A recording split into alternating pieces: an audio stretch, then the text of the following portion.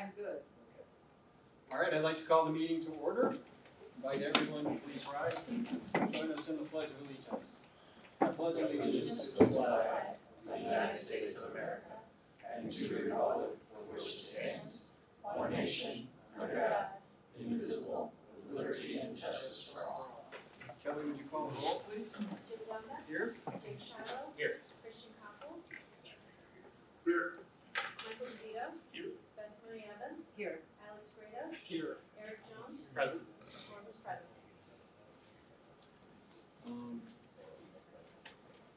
Are there any changes to the agenda as proposed? Is there a motion to adopt the agenda as proposed? So moved. Second. Moved and seconded, all in favor say aye. Aye. Opposed? Motion carries.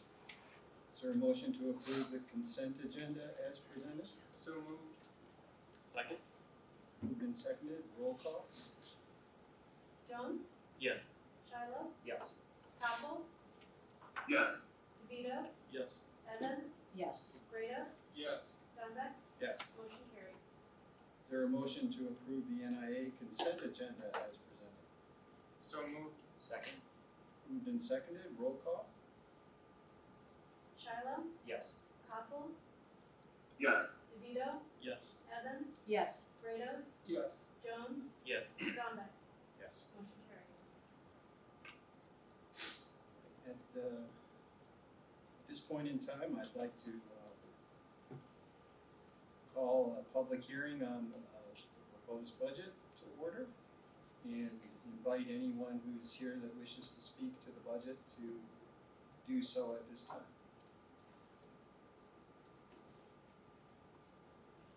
Okay, the record should show that no one spoke to the budget. Is there anyone who wishes to submit written materials that would comment on the budget? There's no, record should reflect that no written comments were collected. And I will terminate the hearing. And we'll move on. Audience to visitors. Is there anyone in the audience this evening who wishes to address the board on any particular matter? No, okay. Next item then is communications, correspondence, informational items, letters and newsletters. Some Luda letters. Interesting, always interesting stuff going on. So. FOIA requests, there were two, and both were answered. One rather lengthy one.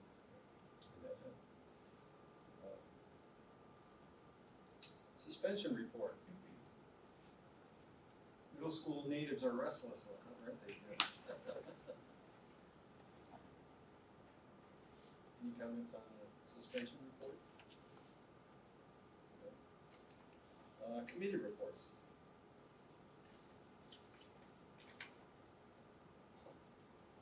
All right. I'll kick it off. So I had the opportunity to attend my first Citizens Advisory Committee meeting. That was led by Steve. It opened up with introductions. We had good turnout and participation. I thought we had a lot of really excellent viewpoints. It was nice to see, just by happenstance, it seems like a really diverse set of perspectives, students from different schools, different ages. So it was nice to kind of get to know everybody. We started on just what does a Spartan look like, and some preliminary pieces to that. The meeting went off without a hitch. It almost felt like Steve had planted the people in there because it was all positive feedback. It was really good to hear. It was almost like we had to look for. I'm kidding. Steve obviously didn't play the people, but it was like we were almost prying for some critiques. So, which is I think a really good indication that the district at large for the vision of the Spartan is looking good, and so a lot of the work that Mike Rice is cooking up seems to be well received initially. So a couple more meetings on the docket for that, but it was still just an early meet and greet type of float-eyed ideas. Happy to answer any questions. You guys have any? And Beth, I'll have to get in touch with you about the January meeting. So, Thank you so much. yeah, oh yeah. So we'll tag team. Sounds good.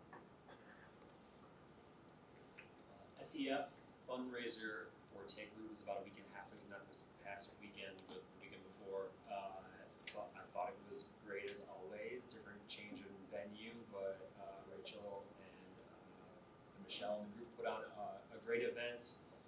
There were a lot of cool items. There was, I know, heard specifically from some folks at home that were bidding on some of those items as well. So there was, I think, a lot of the items did very well.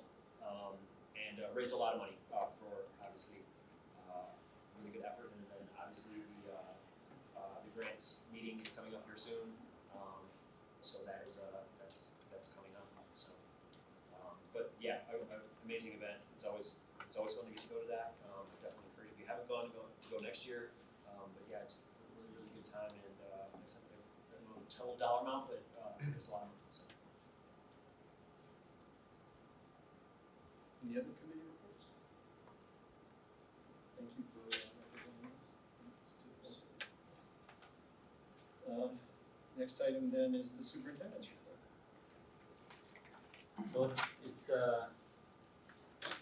you may remember that the last time we met at Southeast Elementary, we had the opportunity to recognize some of our staff. Those members of our staff who were nominated for the Excellence in Education Award, but we were missing one, and the person who's much better suited to do this than me is Mr. Reining. So I'm going to turn it over to Nick for this part of the meeting. As Steve said, this is a continuation. We had one nominee that couldn't make it, and I didn't want to move forward and recognize them without being here. So just a quick refresher for those that maybe weren't here or don't know about excellence in education. The part I really highlighted is about the nominees is they should play active and useful roles in their communities as well as in their schools, often distinguishing themselves as a leader in their field of expertise.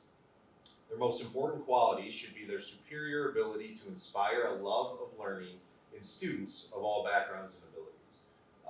So just like our four that we recognized at the last board meeting, this individual meets all those criteria and far exceeds them. For those of you that had an opportunity to be in the lab, you saw exactly what this individual has done, which you could see what this looked like 10 years ago. And just see the evolution of that space and what it does for students. So our middle school nominee, and like the others, he doesn't like when people talk about him, but I'm going to do so anyways, because I think it's important for you guys to know what colleagues and students say about him. So Kevin Boltz is our middle school nominee. He's an incredibly dedicated, collaborative, and relentless educator. He's someone who values relationships, looks out for others, and will always be there. Kevin is different. He is passionate about students doing the learning, not just receiving it. Kevin creates the kind of experience that makes you want to learn rather than feeling like something you have to do. His passion is relentless and his effort stands out. Kevin is just everywhere. When he's involved, I'm on board because I know it's got to be good. He's someone who raises the energy and standards of the entire building. We trust him. We know he has the students' best interests at heart. Kevin doesn't ever run out of energy, for those of you that don't know him. He just goes and goes and goes. And then student perspective. Mr. Boltz was able to motivate me as a student to learn and try new things. In my mind, Mr. Boltz stands out from other teachers by how I can connect with him. Mr. Boltz helps students by making connections and helping students to think through problems. He guides us to find better solutions. Again, please join me in recognizing Kevin Boltz. Definitely worthy of this, goes above and beyond. Has recreated a space just to reinvigorate, I think, a passion for students. And so please join me in recognizing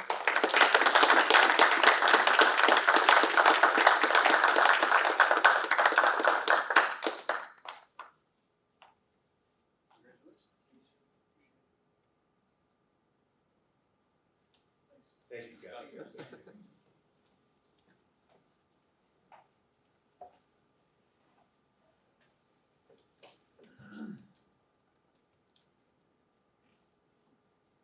So in addition to Mr. Bolts, we also want to recognize the communications department. And you may remember that just within a couple of meetings, we recognized the communications department. They were here and spoke with you about the things that they do. But in the meantime, the communications department has earned some recognition. So I'm going to ask Lauren to stand up and join me up here. She doesn't like doing this any more than Kevin likes being recognized. So She's our communicator. she is.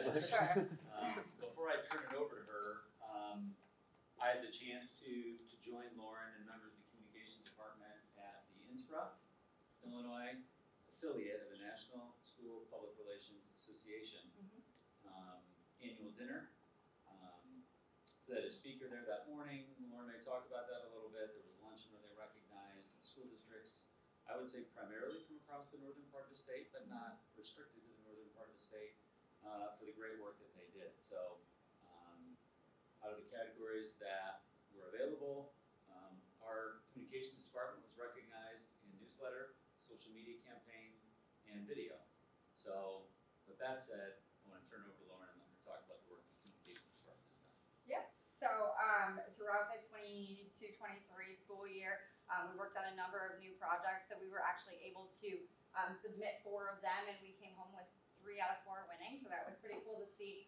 The first being the Torch. So that was our printed newsletter to the community that you would have received from last year, and I'll actually pass these around so you guys can take a look and refresh your memory. So we do send that out 2 times a year now, so that will be in our regular strategic communications plan moving forward. So it was very cool to see that in the school PR industry, that being recognized as a leading class newsletter for school districts. So that was our first award that we received, and then also our Celebrating Teacher Appreciation Week back in May. That was also recognized as well. That was a campaign where we worked with our principals to identify an educator in each one of our schools, and then we went out on site, we met with those educators, and we put together 2 to 3 minute videos to showcase their work and their dedication to our district. And we had great results through Facebook and Instagram specifically in the 22-23 school year. So that was a social media campaign that was worthy of that recognition. And then finally, the last project was a video that we had worked on to actually intro Hamish Brewer, who was the speaker that we brought in for our staff professional development last year. And this video project was very special. What we decided to do was we worked with each one of our principals to circulate note cards, and we asked students one specific question, and that question was, what's one thing that you wish your teacher knew? We received answers that were pretty all over the board, but we asked our principals to put together like 10 to 15 that they felt evoked an emotional response. We were really seeking those really highly emotional messages. And then from there, we narrowed them down to about 10 or 15 from the entire district that were kindergarten all the way up through senior year of high school. And these messages, it was pretty difficult actually going through these note cards, because I think a few of you probably remember this project, but what we ended up doing is showcasing those messages as text message bubbles, and then we had students that were actually staff members' children, so we received their approval to read those messages. So then when we put those voices behind them, it ended up being pretty powerful. Due to the confidentiality there, that was something that was just available to staff. That was never a video that we circulated widely on social media or anything like that. But we really felt that it was a way to bring everyone together and really drive Hamish's message of loving all of our students and really being aware of those things that might be occurring outside the classroom. So that was a very special but very difficult project as well. So that was it, but thank you so much for the opportunity to share more about the awards, and we look forward to continuing this great work in the future. Thank you.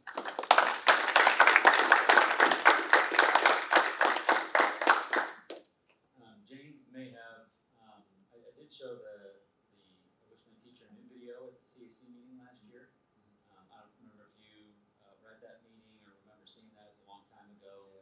pretty emotional. Yeah, for sure. Some of the things that students shared were really challenging to listen to. So I remember sitting in the auditorium watching that with staff, and just how powerful that was. It did evoke a lot of emotion. So it was job well done. So one of the other advantages of the luncheon was we got to hear what sorts of things other communications departments and specialists are doing. So we got still a lot of good ideas, and we'll see what the communications department can pull off in the next year. So congratulations to Lauren and Hannah, who's here tonight, and the rest of the communications department. Maybe someone? There. Okay. With that, I'll go to the approval of resolution regarding the FY24 district budget. So kind of keeping with what Nicole would typically do, she's wasn't able to be here with us tonight, just kind of replicating that to the best of my ability. One of the things I've typically shared in the past when I was charged with the budget, was just kind of reminding the board and the community, members of the audience that the budget is our plan for how we expect to receive and spend funds for the next 9 months. Fiscal year ends June 30th. A lot of things can happen between now and then. But Nicole's got a really good pulse on the history of spending and revenue within the school district. Nicole just ended her term on the IASBO Board of Directors, so still is pretty plugged in terms of what's happening in the state, not just now, but in the future. So these are really slides, and I'm just kind of showing slides that I showed at a previous board meeting. These are some of the goals. I'm going to stand up again so it's easier for me to read. A balanced budget, strengthening that fund balance. That goal is 25% fund balances, and continue to not have to use tax anticipation warrants. I think I mentioned this at the last, not the last board meeting, but the board meeting before. Why do school districts carry balances? Why do we need to have money in the bank? I've lived through times where the state just quit sending money to schools. That was very difficult. I've lived through times when the state prorated funds that they were sending to schools. So they told you they were going to send you $10 million. They still said, we're sending you $10 million, but we're prorating that at 80%. They never really quite came out and said, we're only sending you $8 million instead of $10 million. Things have been really good lately, primarily because of ESSER dollars, and the state's in a little bit better financial position. So I'm not sure how long that will last, but the reason that it's a good idea to carry fund balances is because you never know when the next crisis or issue is going to be around the corner. So we want to balance that with not growing those balances too high. By keeping a balance, it's going to allow us to keep the doors open if that sort of thing would happen again. Our budget goals are to be transparent, to have open communication, and to inform the community of our goals, strategic design, and how it aligns to the district's budget. And then I've got included the summary of the revenue. You guys have seen this before. Some of the assumptions that Nicole has made, as well as expenses. The biggest part of our budget is expenses, salaries and benefits, wages and benefits for staff. For the most part, that's known, so we can factor that in. So that's helpful. And the good news is that FY24 will be balanced. No long-term investments. We're keeping all the money liquid right now. I talked about this last month. No short-term borrowing either. Again, so one of the things that one of the goals for me when I got here was to work with Nicole and not have to use tax anticipation warrants. I'd like to say that was my doing. It's not. It's really the work that she has been doing for many years that got us to this point.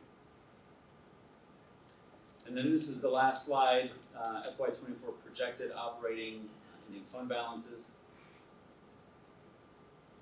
And overall, it's a balanced budget. Using the state formula deficit reduction plan is required. So I believe that's the last slide. Any questions?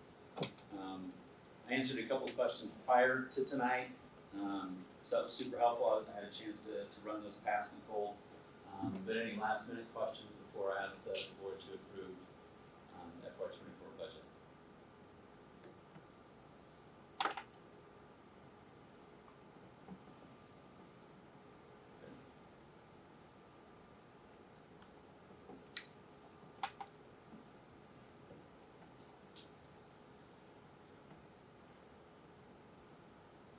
I'll Motion we approve the budget as proposed. Is there a second? I'll second. So there's a motion and a second on the floor. Any further discussion? Roll call. Hopple, Yes. DeVito, Yes. Evans, Yes. Kratos, Yes. Jones, Yes. Shiloh, Yes. Dombeck, Yes. motion carried. Okay, and that brings us to open discussion and future agenda items. I have some questions. I just wanna get to know more about the governor's bill, that 19-page bill that, I would like to read, actually. I don't know where to locate it at, but I can ask you about that later. But I thought that'd be a good thing to discuss, regarding the teachers and everything, how they're graded. Yeah, this is the new legislation the governor just signed. He just signed it the other day. We can get a copy and circulate that. Yeah, if you're looking for some light reading, I can get you a copy of that bill. And I need a little bit better understanding of it, because anything like that is kind of vague unless you dig into the paperwork. And typically what will happen is when a bill like that is signed, then it goes through a process of taking the legislation to implementation. So, I'll do some digging and see what kind of information I can get about that legislation first. But we may be able to get a little bit more information as time goes on and take that from legislation to practical. But I can certainly dig into that for you and share that with the rest of the board. Now, you may Okay, want thank to you. check with Luda. I think there was some chatter there about that. Yeah.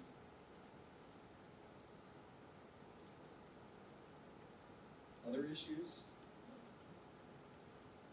But it's not an issue at all, but in case you didn't get the email, for those attending the Triple I conference, I noticed they released their schedule, so we can start, I don't know if you need to register in advance, some of the programs you do, typically, it looks like the ones for school board members you don't, but some for administrators, they require advanced registration.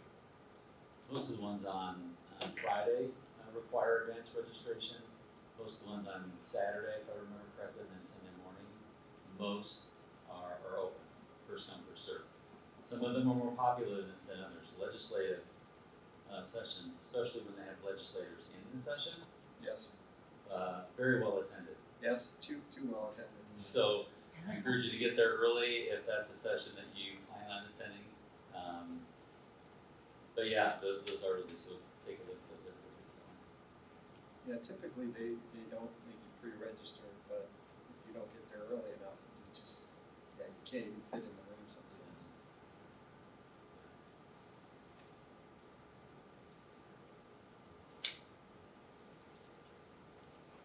I think that after a while, they get the hang of it and schedule these guys for a bigger room, but I think never they do. do it on purpose. Yeah, I think you're right. I think they want to limit it to a small mob.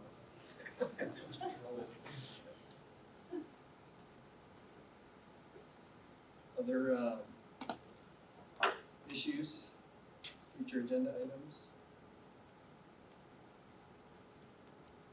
Is there a motion then to go into executive session for the consideration of matters related to the appointment, employment, discipline, or dismissal of personnel, negotiations, and imminent litigation? So moved. Second. Moved and seconded, roll call? DeVito, Yes. Evans, Yes. Kratos, Yes. Jones, Yes. Shiloh, Yes. Hopple, Yes. Dombeck, Yes. motion carried. We need to go.